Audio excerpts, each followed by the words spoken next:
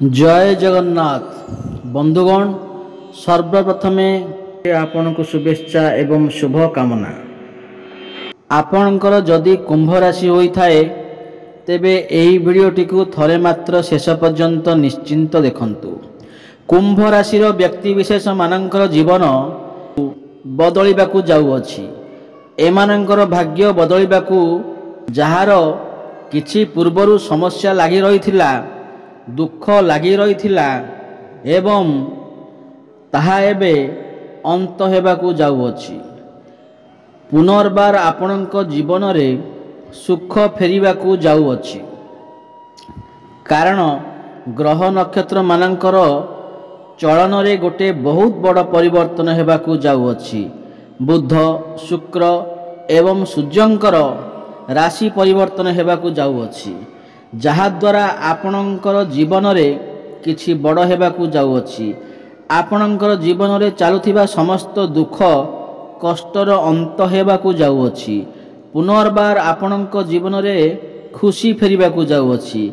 एबे आसंतु जानिबा आपणक जीवन रे कोन सब परिवर्तन हेबाकू जाउअछि एवं केबे खुशी फेरिबाकू जाउअछि। एहा पूर्वरु जदि आपणकर भी कुंभ राशि होइथाए एवं आपण भी ईश्वर को सच्चा हृदय रे भक्ति करुथांती, विश्वास करुथांती, तेबे एही वीडियोटी को शेष पर्यंत निश्चित देखंतु एवं कमेंट बॉक्स रे जय जगन्नाथ जय माँ लक्ष्मी अवश्य लिखंतु। तेबे बंधुगण देखंतु, पूर्वरु आपणकर स्वास्थ्य आगुरु भल रहु नथिला, धन जनित समस्या देखा देउथिला, ऋण नेउथिले किंतु ऋण सुझी पारु नथिले, ऋणरु भार आपणको उपरे बढ़ी जाउथिला एवं गृह परिवार रे खुशीर वातावरण नथिला। शिक्षा क्षेत्र रे समस्या देखा देउथिला, आपणकर खर्च बढ़ी जाउथिला, आपणकर टंका संचय होई पारु नथिला, समाज रे आपणकर मन मान सम्मान भी मिलु नथिला, आपणको कोनोसी चाकरी मध्य मिलु नथिला, आपणकर कोनोसी रोजगार भी हो नथिला, संतान संतति पई चिंतित थिले, व्यापार रे मध्य उन्नति करि पारु नथिले।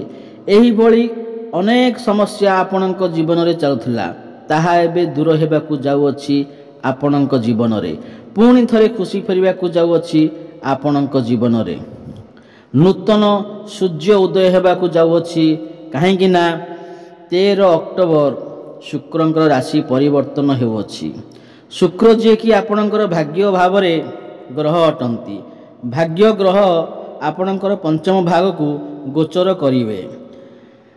एहा आपणक पई अत्यंत शुभ एवं फलप्रद अटे एवं शुक्र हेउचंती धनर कारक। शुक्र ग्रह को माँ लक्ष्मींकर स्वरूप माना जाइथाए। शुक्र आपणकर द्वितीय भाव रे थिले, किंतु 13 अक्टोबर को आपणकर त्रिकोण रे माने कि पंचम भाग को गोचर करिवे। सेतिपई आपणक जीवन रे धन आसीबा आरंभ होई जिवो एवं बुध मध्य आपणकर पंचम भाग को गोचर करिवे।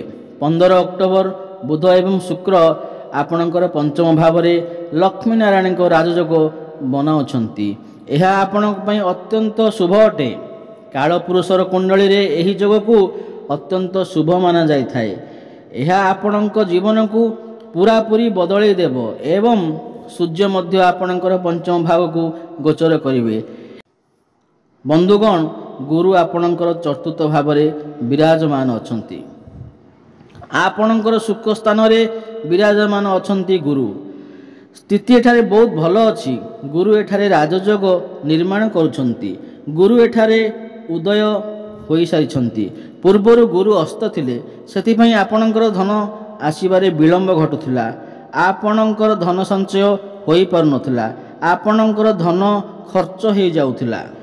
किंतु वर्तमान आपणकर धन बढ़िबो, आकस्मिक भावे धन प्राप्ति हेबो।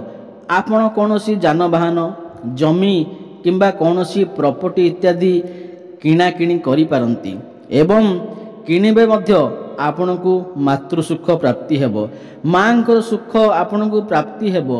देखंतु बुध एवं शुक्र आपणकर पंचम भाग रे ଲକ୍ଷ୍ମୀ ନାରାୟଣ ରାଜଯୋଗ ବନାଉଛନ୍ତି ଏବଂ ପଞ୍ଚମ ଭାବରେ ବସି ଆପଣଙ୍କର ଲାଭ ଭାବକୁ ଦେଖୁଛନ୍ତି।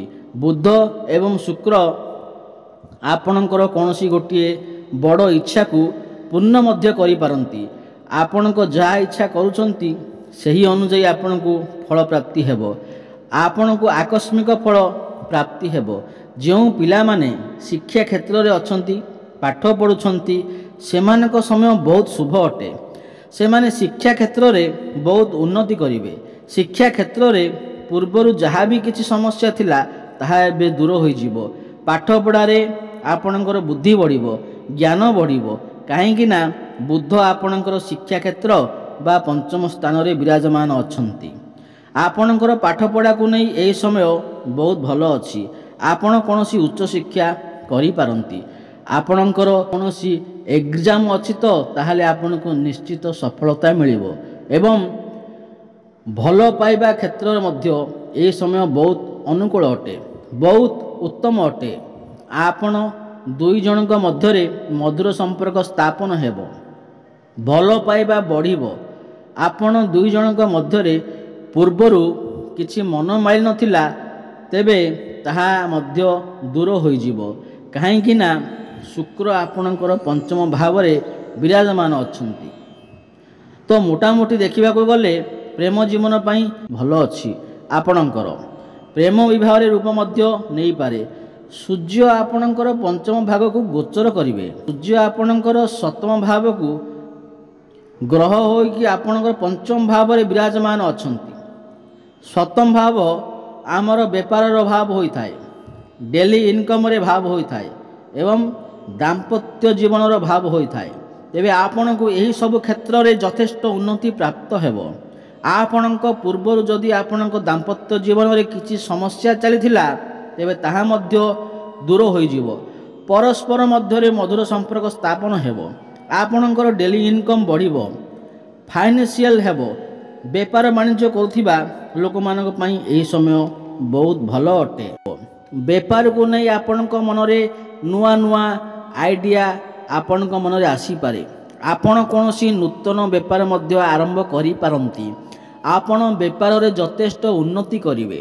ଦେଖନ୍ତୁ, ମଙ୍ଗଳ ଆପଣଙ୍କର ତୃତୀୟ ଭାବରେ ବିରାଜମାନ ଅଛନ୍ତି। ମଙ୍ଗଳର ସ୍ଥିତି ଏଠାରେ ବହୁତ ଭଲ ଅଛି। ତୃତୀୟ ଭାବ ସାହସ ପରାକ୍ରମର ଭାବ ହୋଇଥାଏ। ଛୋଟ ମୋଟ ସ୍ଥାନକୁ ବୁଲିଯିବାର ଭାବ ହୋଇଥାଏ। ତ ମଙ୍ଗଳଙ୍କର ସ୍ଥିତି ଏଠାରେ ବହୁତ ଭଲ ଅଛି ଏବଂ ମଙ୍ଗଳ ଆପଣଙ୍କର କ୍ୟାରିୟର ଭାବରେ ସ୍ୱାମୀ ଅଟନ୍ତି।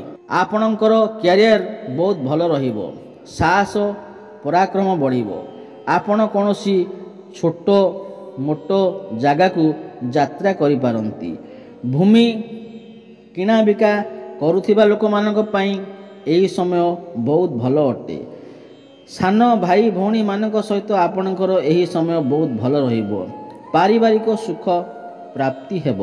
ପୂର୍ବରୁ ଆପଣଙ୍କର କିଛି ଫାଲତୁ ଖର୍ଚ୍ଚ ହେଉଥିଲା, ଧନ ସଞ୍ଚୟ କରିପାରୁନଥିଲେ, ତାହା ବି ଏବେ ସୁଧାରିବ। ବର୍ତ୍ତମାନ ଆପଣ ଧନ ସଞ୍ଚୟ କରିପାରିବେ। ଆପଣଙ୍କୁ ଧନ ପ୍ରାପ୍ତ ହେବ, ପାରିବାରିକ ସୁଖ ପ୍ରାପ୍ତ ହେବ। ଆପଣ ଏହି ସମୟରେ ସନ୍ତାନ ସନ୍ତତିର ପ୍ଲାନିଂ ମଧ୍ୟ କରିପାରନ୍ତି। ସବୁଠାରୁ ବଡ଼ କଥା ହେଲା, ଯେଉଁମାନଙ୍କର ସନ୍ତାନ ନଥିଲା ସେଥିପାଇଁ ଆପଣ ଚିନ୍ତିତ ଥିଲେ, ତ ଏହି ସମୟ ଆପଣଙ୍କ ପାଇଁ ବହୁତ ଶୁଭ ଅଟେ। ଦେଖନ୍ତୁ, ଗୁରୁ ଆପଣଙ୍କର ଚତୁର୍ଥ ଭାବରେ ବସି ଆପଣଙ୍କ କ୍ୟାରିୟର ଭାବକୁ ଦେଖୁଛନ୍ତି। ତ କ୍ୟାରିୟର ଆପଣଙ୍କ ପାଇଁ ବହୁତ ଭଲ ଅଛି। ଆପଣଙ୍କ କ୍ୟାରିୟରରେ ବହୁତ ଉନ୍ନତି ଦେଖିବାକୁ ମିଳିବ। ପ୍ରମୋସନ୍ ହେବାର ମଧ୍ୟ ଯୋଗ ବନୁଅଛି। ଯେଉଁମାନଙ୍କ ପକ୍ଷରେ କୌଣସି ରୋଜଗାର ନାହିଁ, ଚାକିରି ନାହିଁ, ତ ସେମାନଙ୍କୁ ନୂତନ ଚାକିରି ମଧ୍ୟ ପ୍ରାପ୍ତି ହୋଇପାରେ।